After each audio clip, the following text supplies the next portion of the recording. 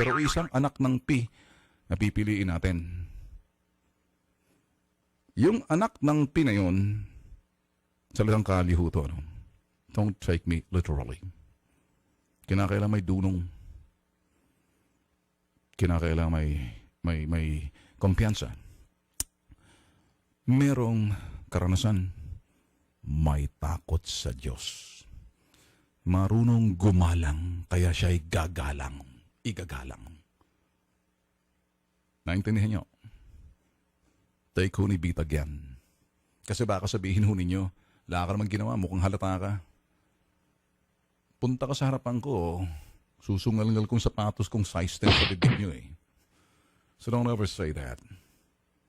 Ako ho kasi naniniwala, no? Kung sana itong mga kandidato ho natin, ay ganare. Kung sana ho, lahat ho ng mga presidentiables, lahat ho ng mga vice presidentiables, sila ho maglalaban-laban kasi buong liderato eh, dohoy sa itaas, hindi ba?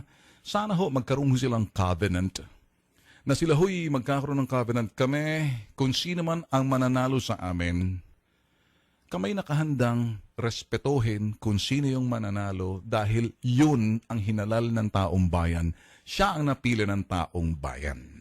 At kung sino man yung nanalo, sasabihin niya na rin, ako'y papangako ko na anumang mga platapormang sa ikagaganda ng bansa para sa kapakanan ng taong bayan, kukunin ko yung mga plataporma nyo, hihiramin ko.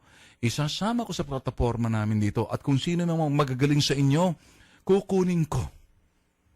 Yun ang sinasabing reconciliation. The healing process. Wala ho tayong nakikita sa bigbig ho ng mga putok sa buhong mga kandidato na to eh.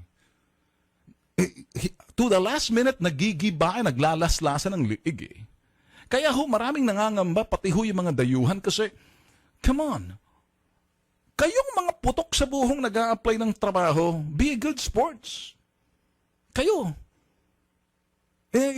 Kumbaga, you swear na pag sinabi niyo kung mananalo to, kami mismo nga awat sa mga tao na walang dayaan, rerespetuhin namin, susuportahan namin yan. At kung sino man yan, humble enough to say, I will borrow and I will use the platform for the good of the nation and if it's good for the people.